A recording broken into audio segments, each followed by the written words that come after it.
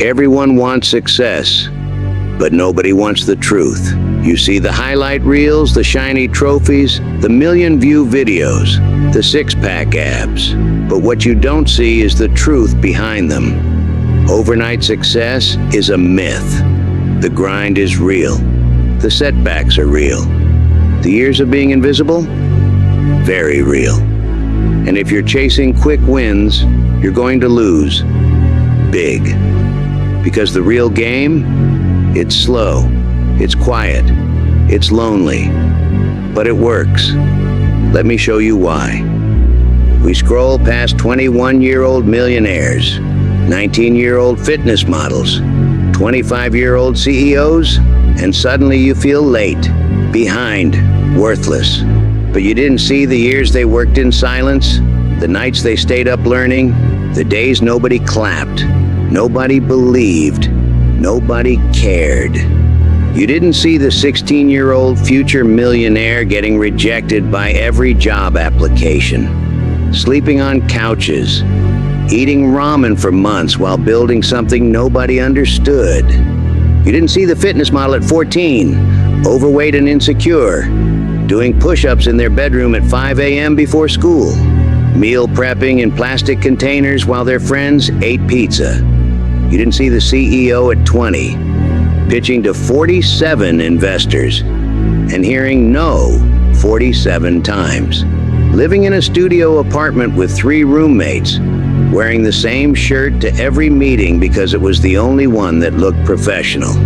That guy with 10 million subscribers? Go check his first 100 videos. Terrible lighting, shaky camera, 12 views if he was lucky. He uploaded for 2 years before anyone noticed. That athlete with the perfect form? Watch his first match. Dead last. Couldn't finish. Threw up from exhaustion. His coach almost cut him from the team. That entrepreneur everyone calls an overnight success? She failed 3 businesses before this one. Maxed out credit cards. Slept in her car. Her family thought she was crazy. You'll find the same thing. They sucked. Just like you do now. But they didn't stop. Let's talk about Pedro Pascal. Now he's everywhere. The Last of Us, The Mandalorian, red carpet interviews, Emmy nominations, fan conventions where thousands scream his name. But at 29, he almost quit acting. He said, "If I don't make it this year, I'm done." 29. Most people think that's young, but in Hollywood, that's ancient for a breakthrough. He'd been grinding for years, waiting tables, doing background work, getting rejected at auditions where casting directors wouldn't even look up from their phones. He booked tiny roles, 1-episode guest spots, parts so small they didn't even give him a character name. Just man number 2 or waiter. His friends from acting school? Some had already given up. Others were booking leads while he was still hoping for a callback. The rent was always late. The phone calls from his agent got fewer and fewer. His family back home kept asking when he'd get a real job. But he kept showing up. To every audition, every workshop, every opportunity to be seen. It took 20 more years before the world cared. 20 more years. He wasn't a bad actor back then. He was just unseen, just like you might be right now. The difference? He kept showing up. The secret isn't talent, it's time. Here's the hard truth. It takes 10 years to become an overnight success. 10 years of late nights when everyone else is sleeping, failed launches that nobody remembers, embarrassing posts you want to delete, broken confidence after another rejection, being overlooked while others get promoted, showing up anyway when motivation dies. Let me break this down for you. Year 1, you're excited. Everything is new. You think you'll crack the code in 6 months. You post daily, You hustle. You get maybe 100 followers. You think it's the beginning of something big. Year 2, reality hits. Your content isn't going viral. Your business idea needs work. You're still at your day job. Friends start asking if you're still doing that thing. You question everything, but keep going. Year 3, you're getting better. You can see the improvement, but so can everyone else who started when you did. The market is flooded. You're not special anymore. You're just another person trying to make it. The doubt creeps in harder. Year 4, you pivot. Maybe this wasn't the right approach. You try something new. Start over. Your audience is confused. Half of them leave. You're back to square one, but with more experience and more scars. Year 5, you're tired, really tired. Your friends have steady careers. They're buying houses, getting married. You're still figuring it out. Family dinners are awkward. You avoid conversations about your future, but you keep creating. Year 6, something clicks. Not everything, but something. You land a decent client. Your content starts resonating. You get your first real paycheck from your passion. It's not enough to quit your job, but it's proof you're not delusional. Year 7, you're building momentum. Slowly.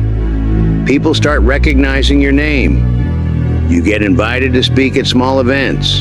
You make connections. But you're still not where you thought you'd be by now. The gap between your vision and reality is massive. Year 8, you're a professional now. You have systems. You understand your audience. You failed enough times to know what doesn't work. You're earning decent money, but you're still not successful by society standards. You're in the messy middle. Year 9, people start paying attention. Not everyone, but enough. You get opportunities you couldn't have imagined in year 1. You're invited to bigger stages. Your opinion matters. But you remember the years of silence, the years nobody cared. Year 10, overnight success. People discover you and think you just appeared. They don't see the decade of work, the thousands of hours, the countless failures. They just see the end result and call it lucky timing. But here's what they don't understand. Those 10 years weren't just about building a business or a following. They were about building you.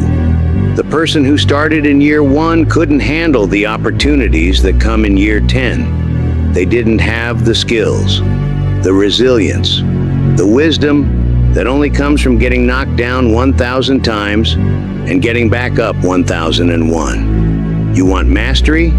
You want respect? You want to actually become the thing you're dreaming of? Cool.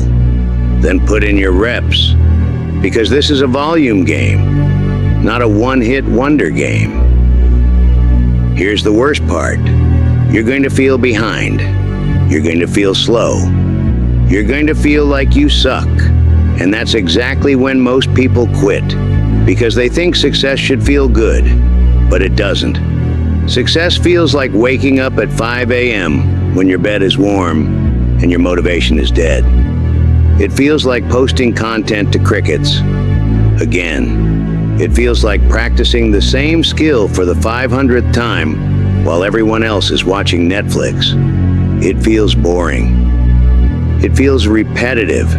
It feels like no one sees you, because no one does. You'll send that email pitch and get silence. You'll publish that video and get 12 views. You'll launch that product and hear nothing but your own echo. You'll show up to that networking event and stand in the corner, invisible. Your friends will stop asking about your project. Your family will give you those looks, the ones that say, "When are you going to get serious about your life?" You'll watch people with half your talent blow up overnight. You'll see them get the opportunities you've been working toward for years. You'll question if you're delusional, if you're wasting your life. But this is the test. This is where champions are made, not in the spotlight, not when the crowd is cheering, but in the silence, in the emptiness, in the moments when quitting feels like the only logical choice. The world doesn't reward the talented. It rewards the consistent, the ones who do the work when no one claps. You don't win by being special. You win by refusing to stop. Let's break the illusion. Mr. Beast. Over 100 videos before anything hit. Years before he made money. J.K. Rowling. 12 publishers said no. Steve Harvey slept in his car for 3 years chasing the mic. Kobe Bryant. Wasn't even the best on his high school team at first. Stayed in the gym 4 a.m. Same story. Different names. They failed. They suffered. They kept going.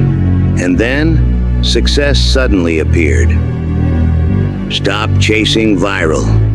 Stop chasing fast. Stop chasing validation. Stop refreshing your analytics every 5 minutes. Stop checking how many likes your post got. Stop comparing your day 1 to someone else's day 1,000. Stop looking for the hack, the shortcut, the secret formula that doesn't exist. Stop believing the YouTube ad that promises you'll make 6 figures in 30 days. Stop caring about what your high school classmates think when they see your content. Stop worrying about looking stupid. Stop waiting for permission from people who aren't even in the game. Start chasing craft. Start chasing reps.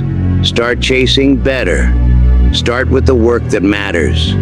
The work that builds skill. The work that nobody sees, but everyone benefits from. Start measuring progress in months, not minutes. Start celebrating the small wins, the slight improvements, the 1% better that compounds over time. Start loving the process more than the outcome. Start getting excited about the 6 a.m. workout, the late night editing session, the 100th draft of that script. Make 100 bad videos, because video 101 will be decent, video 200 will be good, video 500 will be excellent. But you have to make the first 100 terrible ones to get there. Write 50 bad articles, because Article 51 will have a voice. Article 100 will have authority. Article 200 will change someone's life. But you have to write the first 50 that nobody reads. Run 1,000 bad miles, because mile 1,001 will feel effortless. Mile 2,000 will be meditation. Mile 5,000 will be who you are. But you have to run the first 1,000 when your lungs are burning and your legs are screaming. Record 200 bad podcasts. Paint 300 bad paintings. Code 400 bad programs. Pitch 500 bad ideas, because every single rep is a brick. And eventually, you're standing on a mountain no one can ignore. That YouTuber with perfect editing, they made 500 videos with terrible cuts first. That author with the beautiful prose, they wrote 100,000 words of garbage before they found their voice. That entrepreneur with the seamless product, they built and broke 20 prototypes first. The mountain isn't built in a day. It's built 1 brick at a time, 1 rep at a time, 1 small improvement at a time. While everyone else is looking for the elevator to the top, you're taking the stairs. Slowly, deliberately, brick by brick. And here's the beautiful part.